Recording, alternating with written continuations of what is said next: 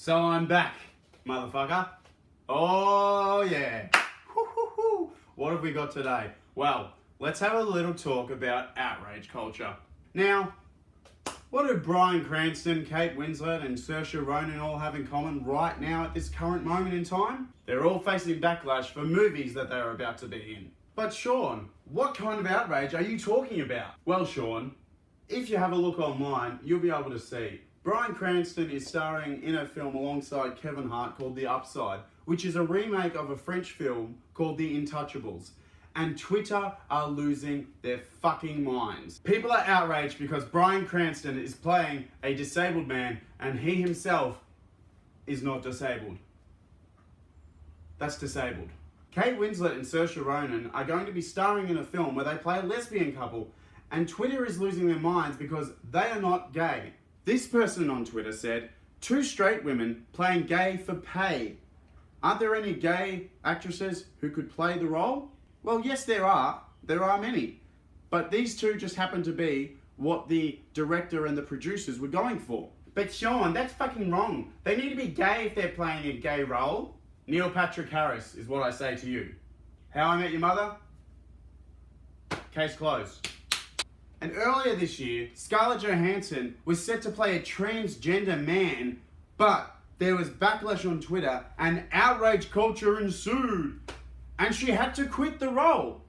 What kind of bullshit is that? An actor or an actress, whichever you prefer, they play the roles that are designated to them. They need to become the character they are playing. Just because it's not a gay person does not mean they can't convey exactly what the director is going for and the writer of the film.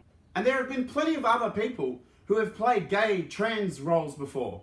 Jared Leto played a transgender woman in Dallas Buyers Club, and that was only 5 years ago. He came out recently after Scarlett Johansson and said, I wouldn't take that role nowadays because it's insensitive to the transgender community. That was 5 years ago, mate. 5 years ago. That was only 5 fucking years ago. You won the Academy Award for Best Actor, and now you turn around and go, oh, well, yeah, I probably shouldn't have taken that role. By the way, if you haven't seen Dallas Buyers Club, I'd recommend it. It's a very good film. Alright. Man, that was a shit Matthew McConaughey impression. This kind of outrage used to make sense when males used to exclusively be in films, so they would end up playing the female parts. Also, in theatre as well, that was quite prevalent. Men would play the female roles because women weren't allowed to. Sir, I've got a woman here. She would like to be in the play. Would you give her an audition? A woman acting? Huh. Audition? She's a witch! Burn her! Burn her! So with all the outrage, does that mean I can't enjoy Big Mama's House anymore because Martin Lawrence is dressed up as a big fat black woman? Or perhaps we can't even enjoy one of the greatest films by one of the greatest comedic actors of our generation, of our time, Robin Williams. We can't watch Mrs. Doubtfire anymore because it's transphobic. That'd be like saying to Hugh Jackman, "Oh, sorry, Mr. Jackman, you can't play Wolverine because you don't have those adamantium claws. You're not a mutant, are you?" Shing! Or some of the best actors would never have gotten the roles that made them household names. I just want to audition for the new Minions movie.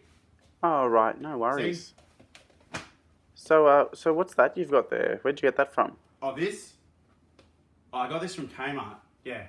Oh, okay. Like $10. Well, we're actually looking for minions to play the minions. So, are you a minion? No, I'm not actually a minion. No, I'm not a minion. I just have this outfit and I want to be a minion. Yeah, I understand. Banana! See? I'm good. Banana!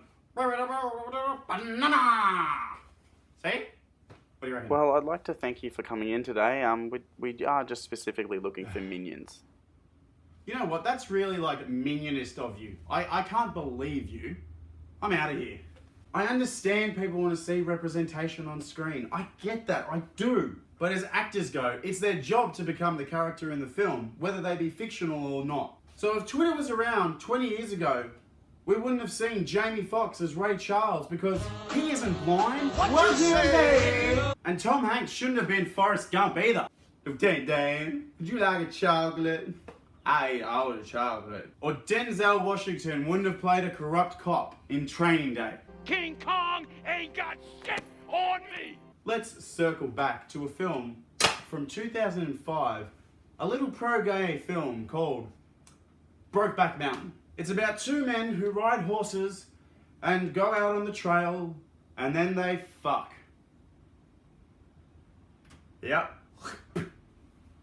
Hey, don't get mad at me, that's what happens. He dry dogs it. The movie is based in the 60s and it's all about love and conquering all the boundaries and all that typical Hollywood bullshit. If you're saying you didn't like Heath Ledger in that role because he is not a gay man, then please kindly fuck off. He is a national treasure to all Australians, and for fuck's sake, he's the Joker. Alright? These movies are just great examples of how society changed and has been molded over time to go from being, oh, we hate all gay people, oh, it's disgusting, it's a sin and it's an abomination, to now, what's wrong with being gay, motherfucker? Xenophobia is the fear and distrust of that which is perceived to be foreign or strange. So if you're never exposed or you come into contact with a gay person, there's a high chance that you are possibly going to be a homophobic person. My point being, in this society, we have an outrage culture where we get outraged at anything that triggers us. I mean, I'm triggered by the outrage, so I'm outraged by the outrage of others' outrage. It's like Inception, you know? It's got different layers deep. There's just too much outrage in this culture right now. I mean, Kevin Hart had to step down from hosting the Oscars because of some old homophobic tweets that he had. Sure, they were jokes. They weren't that great of jokes, but they were jokes nonetheless, and he apologized for them. Already, attitudes and opinions change over time, and if you can't see that, or you don't want to accept that people can grow, then you must be one sad, cynical bastard. Actors play roles they are given because they nailed their audition, not because they have the same sexual preference as the character, the fictional character they're going to play. We live in a society where we just get outraged at everything because we don't need to go looking for our water. We don't need to go hunt for food. It's all there for us. You just pop on down to Coles, go to the servo, grab a sausage roll and a snag, whatever, you know. We don't need to worry about this sort of stuff. So we get angry at things that we think are outrageous, when really, they're not. We go down to Macca's and we get outraged when they don't give us sauce for our nugget meal. I mean, that being said, actually, Macca's, if you're listening, if you give me 1 pack of sauce with a 10 pack of nuggets, get fucked. That was a side note. Anyway, this is how the internet is now. It's no longer a place where we can exchange ideas and have robust debates and look up information about Genghis Khan and whatever. I guess what I'm really trying to say is we just need to settle down a little bit on the outrage, not get so triggered by things all the time, and just learn to laugh about stuff, because that's the main point in life.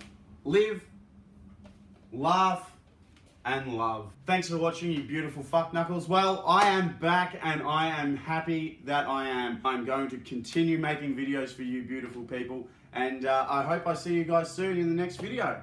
Ciao.